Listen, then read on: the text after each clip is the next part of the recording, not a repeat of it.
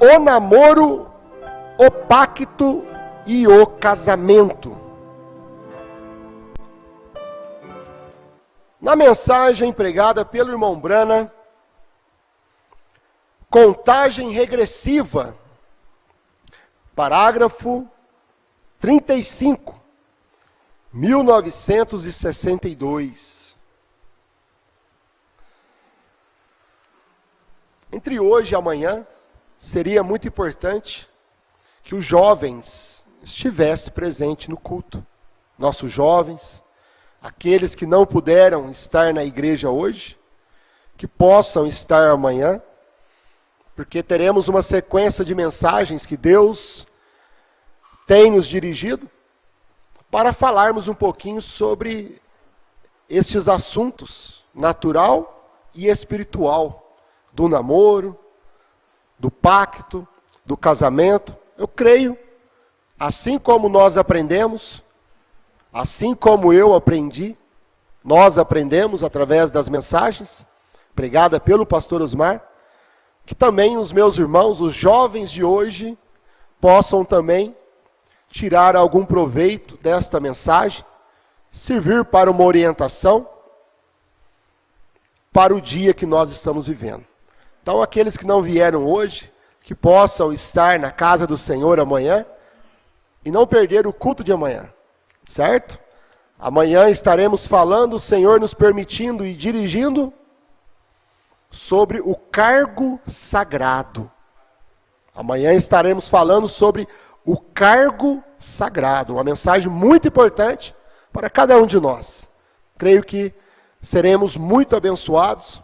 E nesta noite, vamos falar sobre o namoro, que é uma fase da vida de cada um de nós, de cada cristão, cada jovem, o namoro, o pacto, que é o noivado, e a cerimônia, que é o casamento. Certo, meus irmãos? Eu estava conversando com a minha esposa esses dias, e eu falei para ela, eu nunca pensei que eu um dia teria que pregar sobre namoro. Sobre noivado, falar dessas coisas, né? Nós que passamos por tudo isso, graças a Deus, e agora a gente tem que trazer um ensinamento acerca disto, para ajudar os nossos irmãos, ajudar os jovens, ajudar meus filhos, os filhos dos meus irmãos, as filhas, a cada um. Amém? Que Deus possa nos ajudar nesta noite. Da mensagem, contagem regressiva, parágrafo 35, aonde o irmão Brana diz: tomemos, por exemplo, o casamento para a união.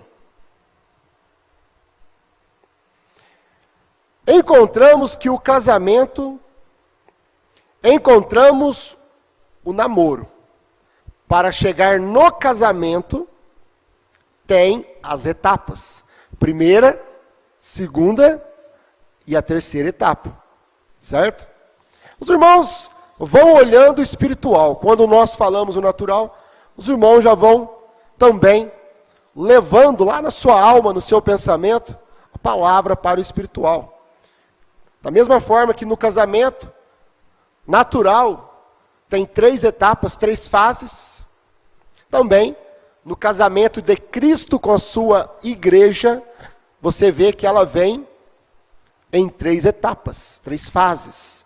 Nós temos que passar por cada uma dessas fases, cada uma dessas etapas, passarmos como cristãos.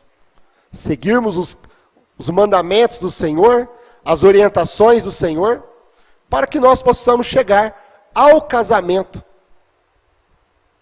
a cerimônia do casamento, certo? Então, o irmão Brana diz aqui, encontramos que o casamento, encontramos o namoro, primeira etapa, o pacto, ele chama de pacto, que é também o noivado, né? E a cerimônia, que é quando você chega no acontecimento, na cerimônia do casamento. Então, cada jovem que pensa em formar uma família, ele tem que pensar que ele vai passar por estas 3 etapas, cada etapa, ele tem que viver e agir como um cristão. Tanto o moço quanto a moça. Entender que o período do namoro, como nós já ouvimos muitas vezes, é um período de conhecimento. Quando um irmão jovem e uma irmã solteiros, né, eles começam a sentir que existe algo além de uma amizade entre irmãos, eles vão conversando, né, na porta da igreja, numa festinha, entre irmãos, e vai tendo um contato. E eles sentem que existe algo além de uma amizade entre irmãos, né? Um companheirismo apenas entre irmãos. Eles sentem no coração, começa-se a ver que existe um sentimento. E aquela conversa vem, aquela conversa vai, muitas das vezes através da internet, hoje, né? Hoje está mais fácil ter a comunicação. E vai se conhecendo. E eles então, quando eles descobrem que existe algo além de um sentimento de irmão, eles então entram na etapa do namoro. E todos nós sabemos que a etapa do namoro é a etapa de conversar. É a etapa de conhecimento. Conhecimento. Que o jovem, ele vai ter mais tempo para poder conversar com a moça. Para que eles possam conhecer suas naturezas, ver como ela é. Porque não se conhece a natureza somente na igreja, né? A gente conversa na porta da igreja ali, depois que termina o culto, e que maravilha, todo mundo parece santo na igreja, né? Por isso que nem Cristo olha para nós só quando nós vemos na igreja. Porque na igreja, todas as irmãs se vestem bem, mas como se veste em casa? Os irmãos agem bem, com caráter. Às vezes passa uma moça mal vestida ali, o jovem vira a cabeça, mas será que não é porque está perto da moça? Ou porque está na igreja? Como que age em casa? Como que aquela jovem age no seu lar? Aquela moça? Então, o período do namoro é para conhecer essas coisas, aprofundar no conhecimento, para que eles descubram se realmente existe aquele verdadeiro sentimento do amor. Se existe aquele verdadeiro sentimento. Se ela realmente gosta dele. E se ele realmente existe um sentimento de amor. Né? E então o jovem ele começa a namorar e ele começa a ter um pouco mais de liberdade além da igreja. Ele vai ver como que aquela jovem ela age lá perante seus pais. Na sua casa, na casa dos pais dela. Aí chega o rapaz lá, né? E ele vai começar a observar como que aquela moça trata a mãe dela. Como que aquela moça trata o pai dela, os irmãos dela. O que ela faz em casa, se ela ajuda no lar. E ele vai observando se aquela irmã, se ela vai ser uma boa esposa do lar.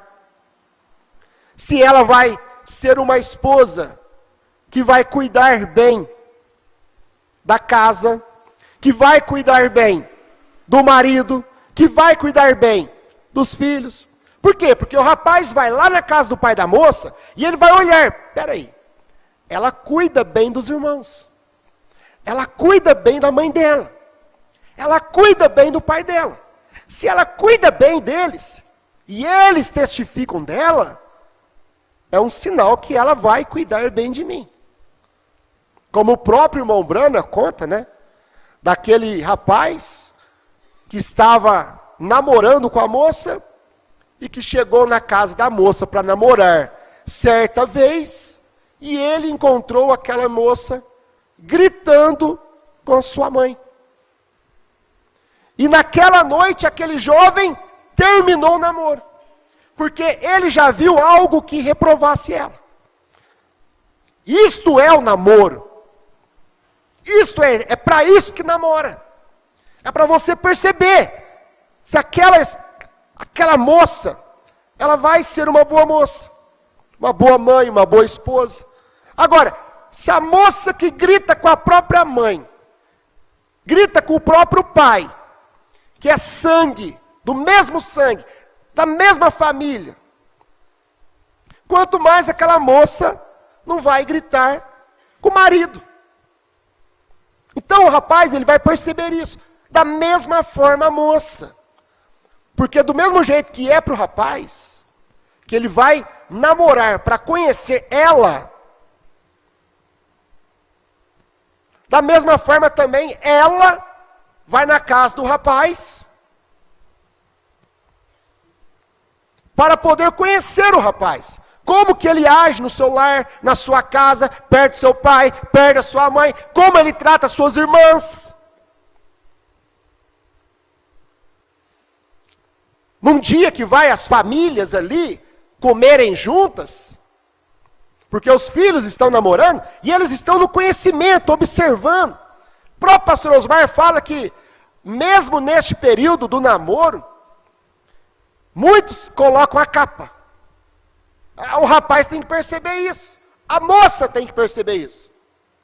Será que aquele moço não está só vestido com uma capa de crente? Será que aquela moça não está somente vestida com uma capa de crente, querendo me ganhar? Me iludir?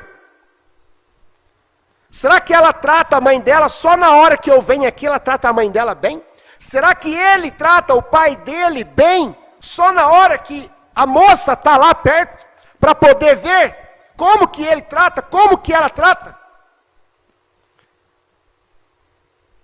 Então, meus irmãos, o namoro, a pessoa tem que observar, conversar, porque você está escolhendo uma pessoa para o resto da sua vida. Porque quando você vai e faz o pacto, é até que a morte separe. É até que a morte separe. O que Deus uniu, não separe o homem.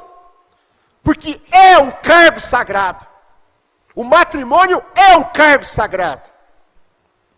E o jovem tem que saber ter esta consciência. O moço, a moça, eles não vão ser dados uns para os outros. Certo? Não vão ser dados. E namora com todo mundo, ele namora com todo mundo. Tá certo que o namoro não quer dizer que a pessoa está obrigada a casar no namoro. Certo? A pessoa está só conhecendo uma outra melhor. No namoro não existe nenhuma obrigação de casamento. Não é porque começou a namorar que tem que casar. Você começa a namorar para conhecer a pessoa. Para os dois verem se aquele sentimento que eles tiveram no início é verdadeiro. Se existe algo além do que uma amizade. Se aquele amor não é apenas um amor fraternal entre irmãos. Que tipo de amor é? Então um casal ali que é namorados, eles vão descobrir que tipo de amor eles sentem. É um amor fraternal? É um amor de irmãos. Certo? Amor fraternal, amor de irmãos. Então, eles têm que perceber o caráter um do outro. Eles têm que perceber a natureza um do outro. Quando eles vão começar a conversar, a estarem mais tempo juntos, eles vão conhecer o caráter dela, ela vai conhecer o caráter dele. E não existe nenhuma obrigação de casamento ali. Porque é apenas um conhecimento. a não ser que eles fazem o pacto. Por isso que quando eles vão conversar e começam a namorar, o casal que começa a namorar, para começar, eles querem estar juntos constantemente. Quem ama, quer estar junto, quer estar perto. Quem ama, quer conversar. Quem ama, quer escutar um ao outro. Por isso que é importante os jovens, quando vão namorar, saber se ela quer estar perto dele. Às vezes ele quer estar perto dela, mas ela não quer estar perto dele. E o rapaz então tem que perceber. Mas por que que eu quero estar perto dela? Quero conversar com ela? Quer dizer que ela não sente o tanto que eu sinto por ela. Então o rapaz tem que perceber, será que ela me ama realmente? Se ela não quer conversar comigo, se ela não quer estar comigo, para nós termos um tempo para falarmos. Da mesma forma ela. E a mocinha fica toda animada, e ela quer ir ali, chegar o dia que o rapaz vai na casa dela, e jantar com os pais dela, e eles vão ter ali um tempo ali, para conversar, e ela passa talvez a semana, ansiosa, e ela se prepara e tal. E ela tem que perceber se quando o rapaz chega, ou se o rapaz for, se ele está tendo o mesmo interesse por ela. Porque se um começa a ver que o outro não tem o interesse, não adianta. É por isso que se namora, para conhecimento, para discernir os sentimentos uns dos outros. Certo? Discernir o caráter dela, dele. Discernir o sentimento dela, o sentimento dele. Se realmente existe amor. Talvez um ama, o outro não ama. Então não vai dar casamento aquilo. Vai dar paixão. Porque um amor não correspondido é uma paixão, é um sofrimento. Porque só um lado ama, só um lado quer conversar, só um lado quer estar junto. Não existe um equilíbrio. O namoro tem que ter um equilíbrio, tem que ser das duas partes. Certo, meus irmãos? Aí um vai conhecer a fraqueza do outro. Aí, quando você vê aquela fraqueza, você vai observar se você consegue o seu amor superar aquela fraqueza. Se o seu amor consegue superar aquilo. Ah, ela não sabe fritar ovos. Mas eu também não gosto de ovo frito. Ah, ela deixa o arroz queimar. Mas não tem importância. Hoje não tem importância, quero ver depois que casa. Então, meus irmãos, os jovens vão ao namoro, vão conscientes, certo? Nós temos que ter esse tipo de conversa na igreja, para ajudar também os nossos irmãos, para que eles possam ir ao namoro, levar aquilo como cristão, sabendo dos seus limites, ambos são carnais, né? E tem que perceber também até essas coisas, meus irmãos. Se existe uma química. Porque se já não existe uma química de namorado, para que passar para o noivado? O que é essa química? A atração sexual. Atração pelo outro. Desejo pelo outro. Tem que haver. Por isso que o namoro é uma luta. O noivado é uma luta. Agora, se já não existe nada, imagina depois de casar, vai virar uma geladeira em casa. Então, não deve prosseguir. Por quê? Porque tem que ter aquela química, tem que ser, o pai tem que ficar de olho. A mãe tem que ficar de olho. Porque existe uma química ali, porque aquele casal foi feito um para o outro. Ele é um homem, ele é uma mulher, ela é uma mulher. E eles se atraem, eles se gostam, e tem que tomar cuidado, tem que saber os limites. Por quê? Porque namoro não é casamento. Você não vai fazer coisas de casado no namoro.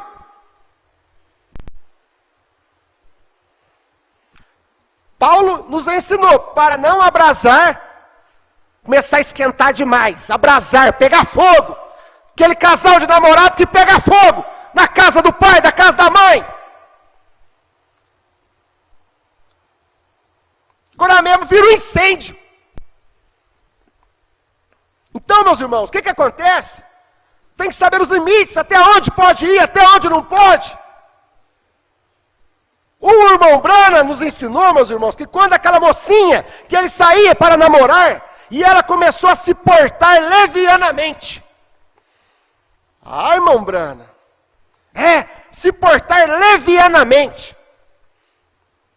O irmão Brana levou ela para casa e falou para o pai dela, não vou levar sua filha de volta para a igreja, para casa, depois do culto. Eu não vou levar ela, porque ela está se portando levianamente. Então, se aquela moça começa a se portar levianamente, o rapaz tem que falar para o pai dela. Ou se aquele rapaz se começa a portar levianamente, aquela moça tem que falar para o pai dela.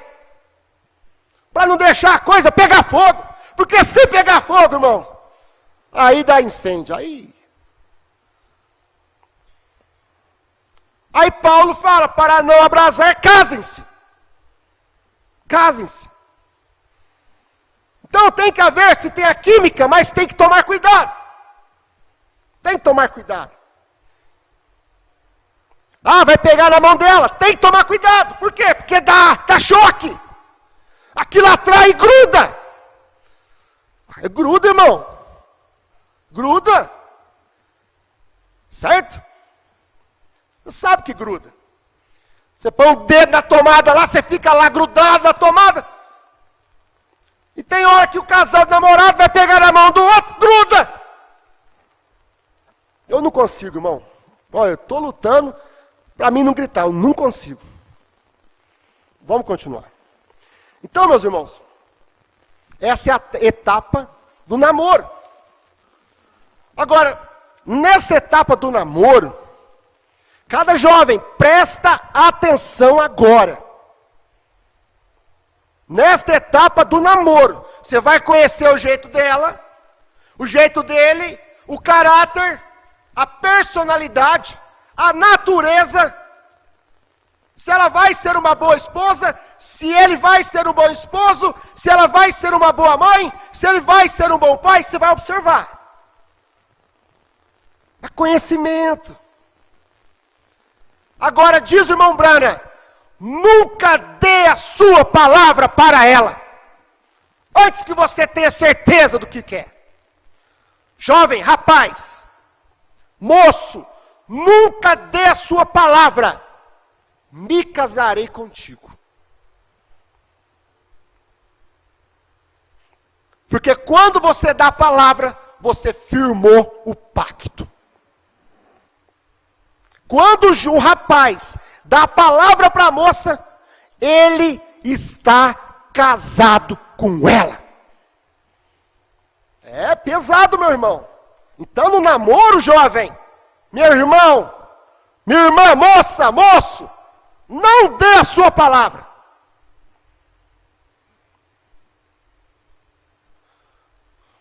Me casarei contigo. Não prometa para ela, porque se você prometer para ela, você está casado com ela. E se ela dizer sim, ela está casada com você. O irmão Branco diz aqui, meus irmãos. Perguntas e respostas, número 2, parágrafo 193. Seguro, eles estão casados, posto que tomem este voto. Se você falar, não precisa nem gravar. Mas não tem nada que prova que eu falei, não precisa gravar. Deus já gravou. Não é o pastor que te casa, não é o juiz que te casa. Quem te casa é a tua palavra perante Deus.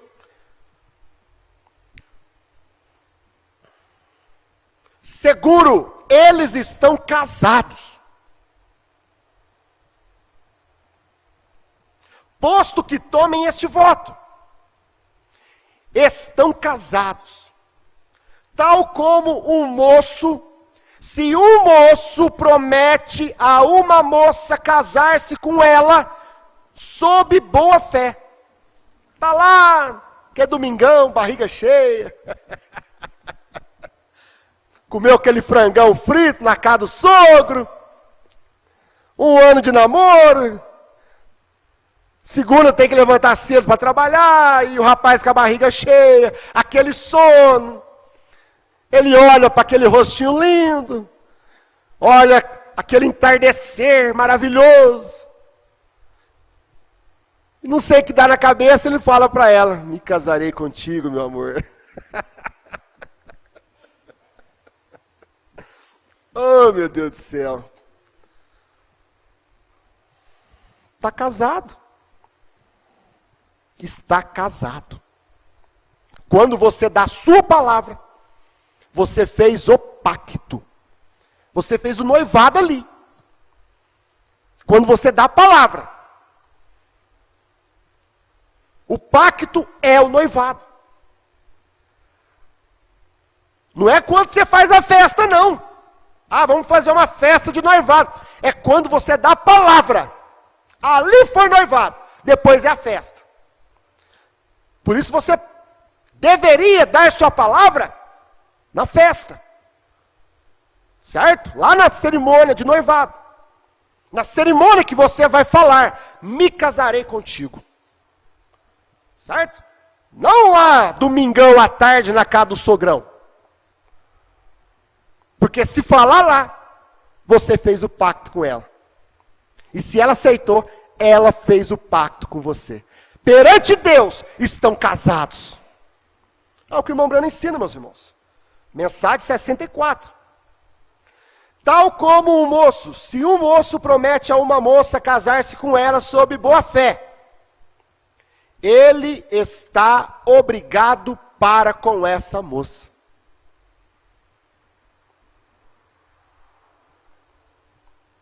Ele está tanto casado com ela. O único que faz a lei é dar-te uma declaração de direitos para viverem juntos, para reter-lhes de que sejam marido e mulher, consensuais. Porém, quando um homem diz a uma mulher: amor, me casarei contigo, te tomarei por minha esposa, me tomarás? Ele está casado. Teu voto é sagrado. 194, perguntas e respostas número 2, 194. Teu voto é sagrado. De todos os modos, isso é o que te casa. Não há pregador que te possa casar, nem magistrado, ou nenhuma outra coisa. É tua própria promessa a Deus e a este homem. Quando prometes, está casado. 195. Tu dizes: irmão Brana, é isso? Você disse que só responderia isso pela Bíblia. Querem a Bíblia nisso? Querem? Levantem suas mãos se o querem. Agora temos como que 6 ou 8 minutos. Muito bem. 196. José, seu marido, como era justo. Seu marido desposado. A palavra desposado, noivo. Vai no Google, que quer dizer desposado, noivo. Que fez um pacto. Casado.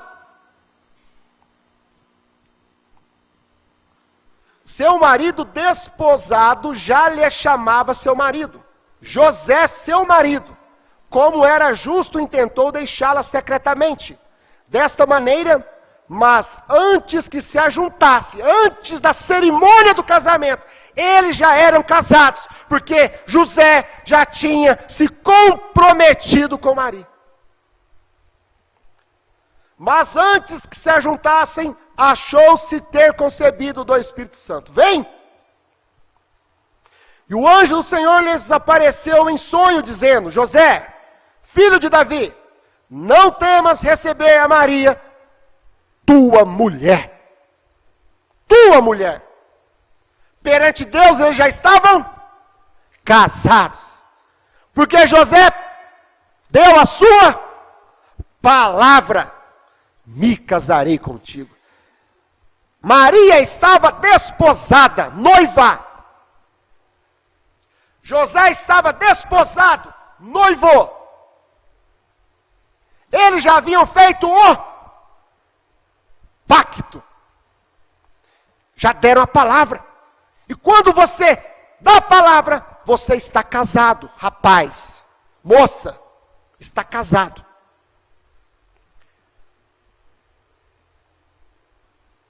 Já casados, ele já havia prometido. E de senhorita se prometeste, e senhorita, a moça, senhorita, minhas irmãzinhas,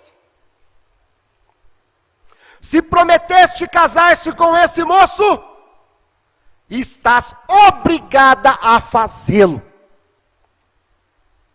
Ah, não quero mais, não gosto mais. Se já prometeu, não prometa. Não dê a palavra. No namoro. Deus não deu a sua palavra no período do namoro com a igreja. Me casareis contigo. Deus não deu a sua palavra no tempo de Lutero. Não deu a sua palavra no tempo de Wesley. Não deu a sua palavra, não prometeu no tempo dos pentecostais.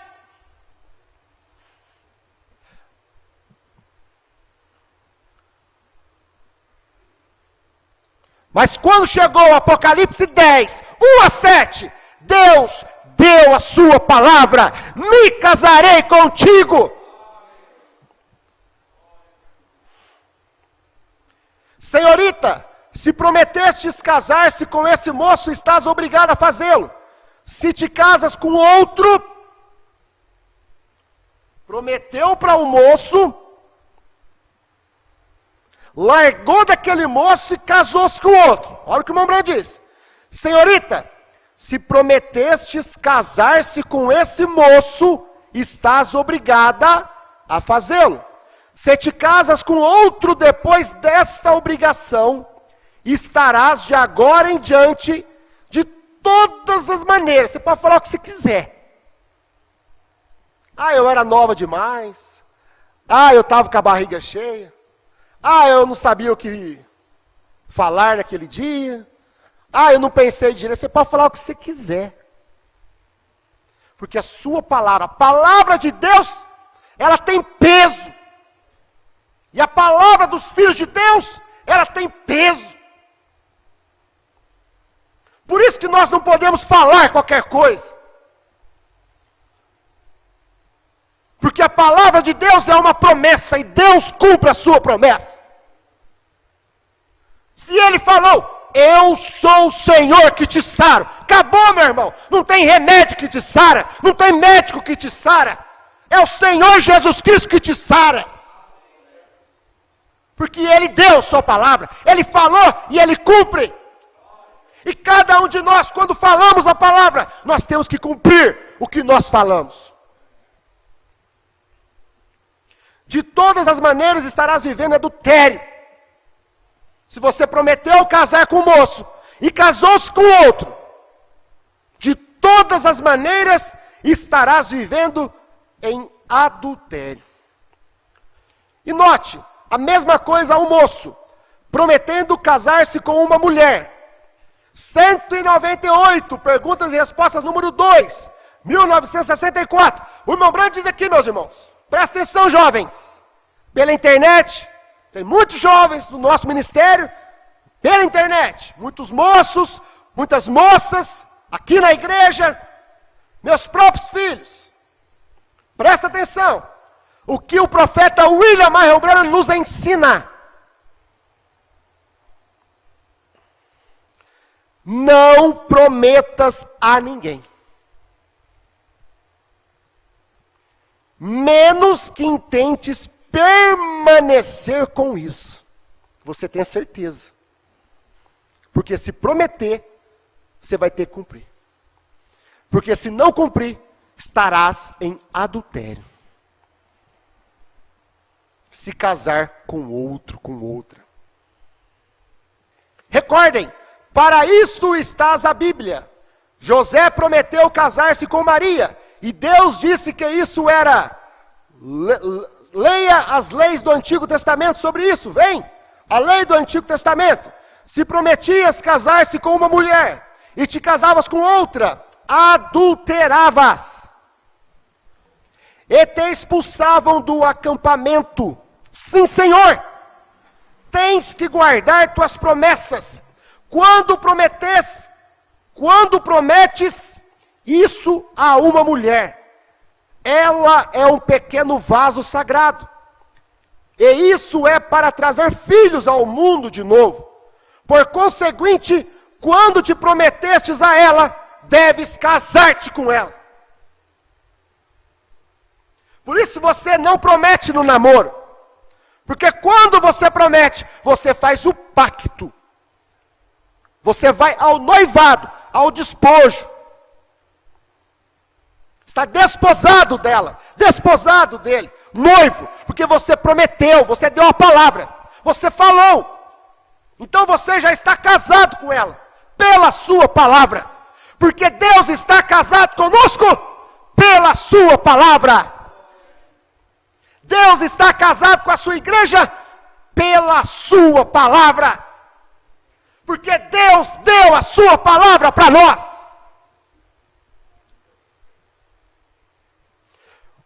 O meu Branham diz aqui, meus irmãos, contagem regressiva 35. Então, ela está casada para todo o tempo. Agora, esta é a mesma coisa que é com Cristo e a igreja. Você vê, meu irmão, o namoro, Deus chamando a nossos corações. Nos rendemos, a cerimônia de casamento.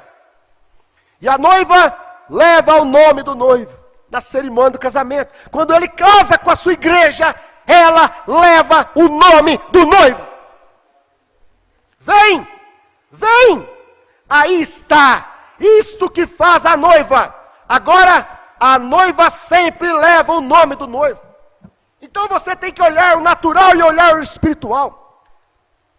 Quando um jovem vai casar com uma moça, aquela moça não tem esse negócio de falar, hoje eu posso escolher, não quero levar o nome do rapaz no meu nome, não. Isso pode ser para o mundo, para as denominações, mas não na mensagem do profeta. Não se você crê no profeta. Se a moça vai casar com o rapaz, ela tem que levar o nome do rapaz. Estar sobre ela. Porque o nome de Cristo está sobre a sua igreja. Ela leva o nome dele. Certo, meus irmãos? Ela recebeu o nome do esposo. Por isso que ela sabe o novo nome de Cristo. Porque ela está casada hoje. Namoro, pacto e casamento. Então, quando você vai à fase do namoro, conhece. Quando você promete, dá a sua palavra, é o pacto. E então você vai à cerimônia do casamento. Da mesma forma, você vê, meus irmãos, durante as eras da igreja, no tempo de Lutero, no tempo de Wesley, no tempo dos pentecostais, que você vê Cristo namorando a igreja. Cristo conhecendo a igreja. Cristo lá no tempo de Lutero, chegou lá no tempo de Lutero e falou, eu quero uma igreja que vive pela fé. O rapaz chega na moça e fala, eu quero uma moça que vive pela fé. Eu quero uma moça que vive pela revelação. Uma moça revelada. Cristo queria uma igreja revelada.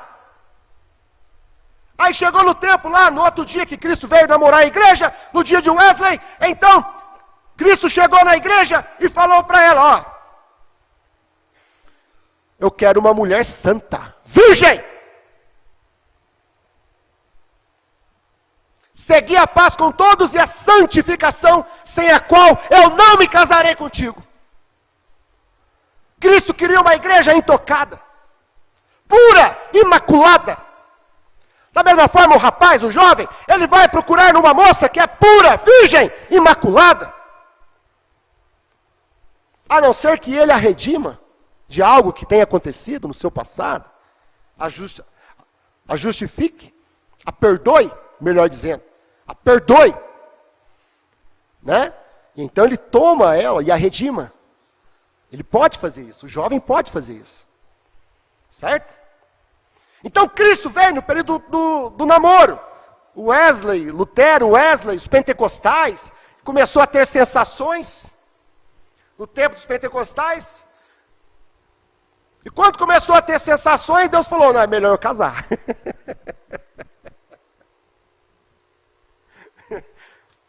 Começou a vir os pentecostais, pular e gritar e falar em língua, e sensações, e Deus falou, não, é melhor eu casar, porque eu não vou abrasar. Eu sou a palavra, eu sou Cristo. E então, meus irmãos, Cristo veio no monte pôr do sol, para manifestar o ministério do Filho do Homem. Apocalipse 10, é a cerimônia do casamento. Foi onde Cristo fez o pacto com a sua igreja.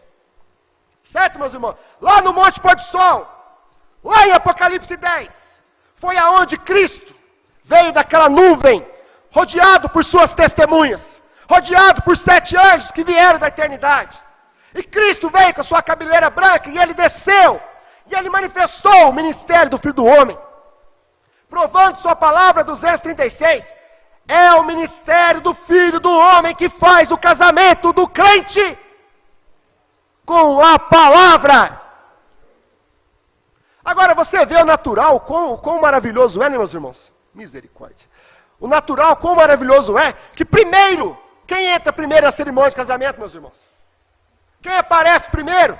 Quando vai começar o casamento, todos convidados aqui, a igreja reunida, as testemunhas, os 7 anjos reunidos. Quem aparece primeiro na igreja, no cerimônia de casamento? É o noivo! É o noivo! É o noivo, é Cristo que apareceu primeiro em Apocalipse 10, 1-7, meus irmãos. É Cristo, porque Cristo, ele estava aqui no altar. Em Apocalipse 10, você vê Cristo no altar, esperando a sua igreja entrar em cena. Me perdoe, meus irmãos, eu me sinto religioso. E você vê Cristo descendo e manifestando o ministério do Filho do Homem, através do profeta irmão Branham. Revelando os 7 selos, revelando os 7 trovões, revelando o seu novo nome. Era Deus fazendo pacto conosco. Era Deus fazendo pacto conosco. Era Deus dizendo para a sua igreja, me casarei contigo. O ministério do Filho do Homem veio para fazer o casamento do crente com a palavra.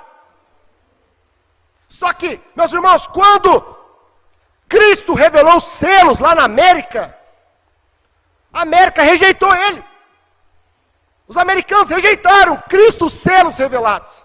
Rejeitaram, não quiseram casar com Cristo.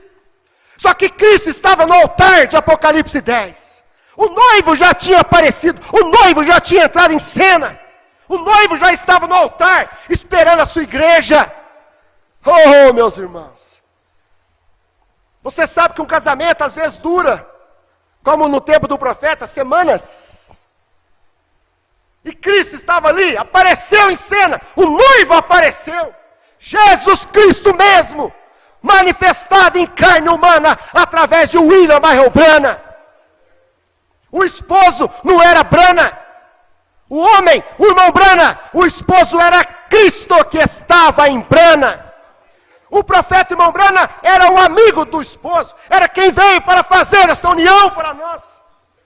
Da mesma forma que você vê, meu irmão, lá quando Abraão foi chamou Eliezer, e falou para ele, vai Eliezer, e traga lá dentro da minha família, do meu sangue, uma esposa para o meu filho Isaque.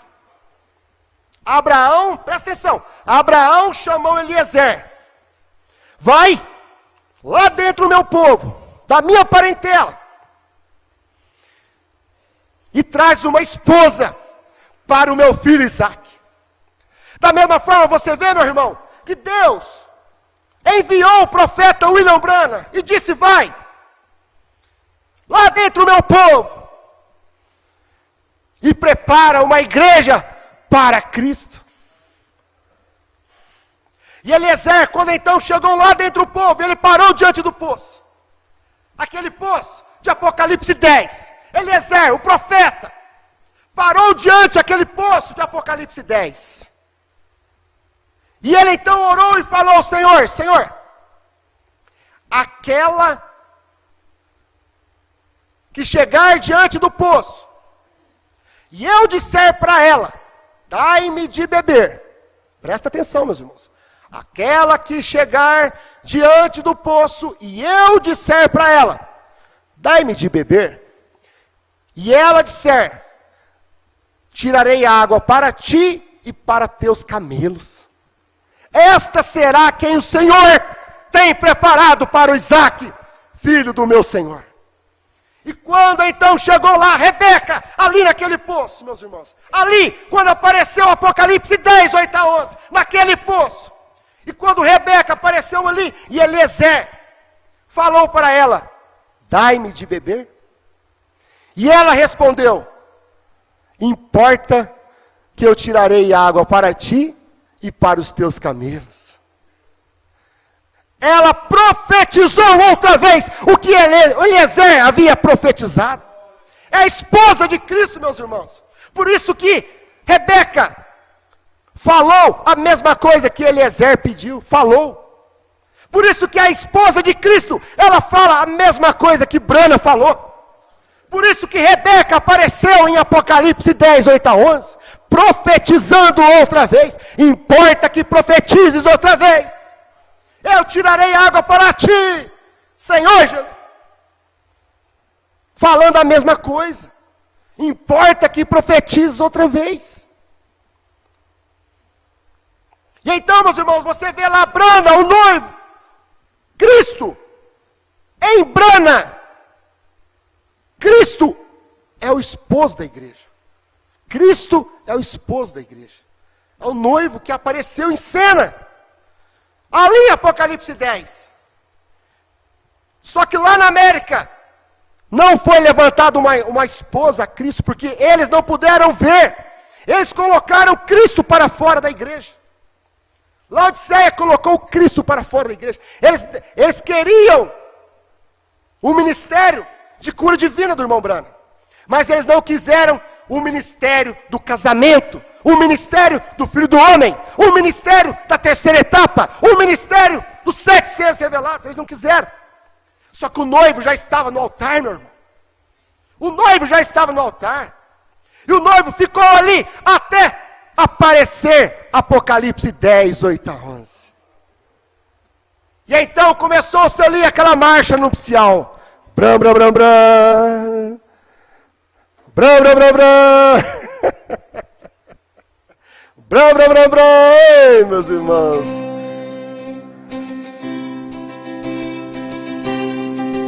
Ei, glória a Deus. Lá em Apocalipse 10. O noivo apareceu em cena, Apocalipse 10, 1 a 7. Esperando a sua noiva aparecer em cena 40 anos depois. A partir do ano 2000, Deus levanta o ministério aqui no Brasil, meu irmão. Profetizando outra vez. Era a esposa de Cristo aparecendo em cena. Quando ele veio em Apocalipse 10, 1 a 7, ele deu a sua palavra. Ele prometeu para ela, me casarei contigo. Porque ele é a palavra. E ela tem que ser a palavra. Amém, meus irmãos.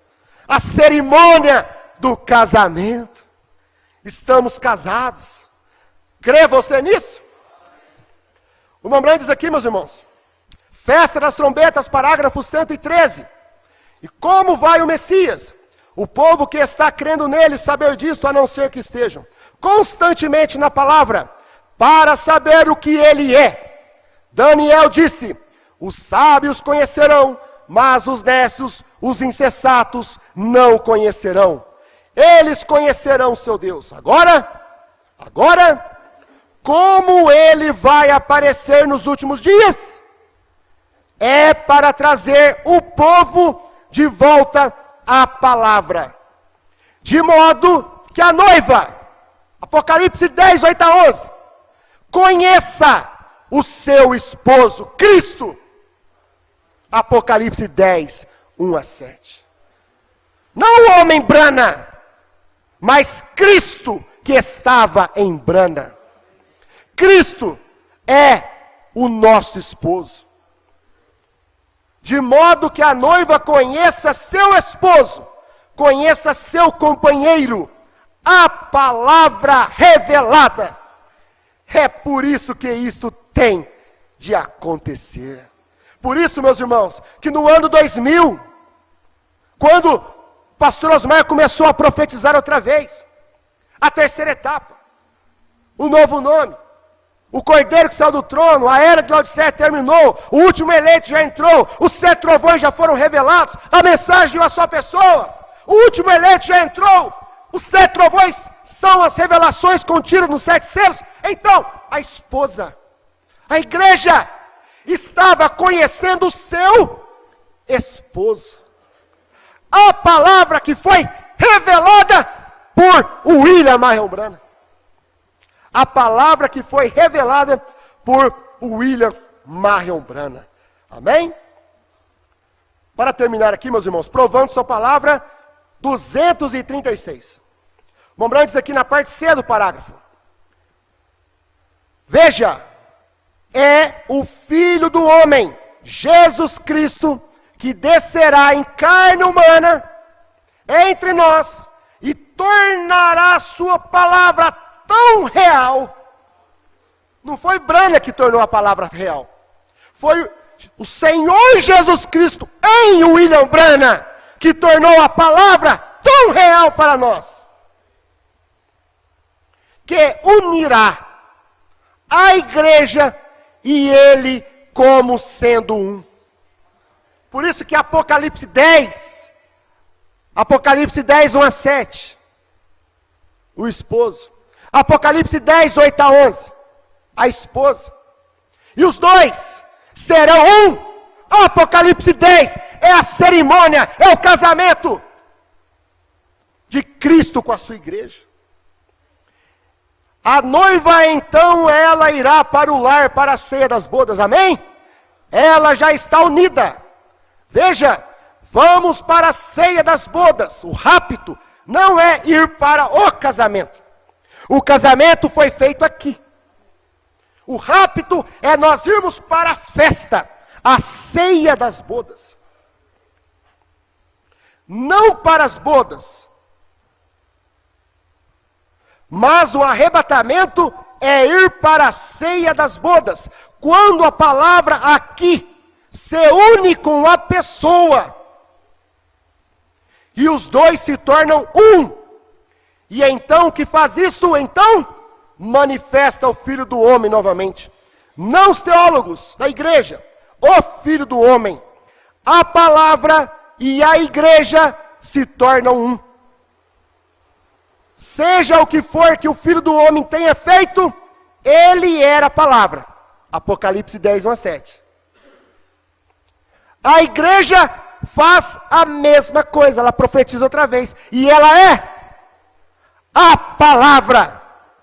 Porque ela se tornou um com Cristo.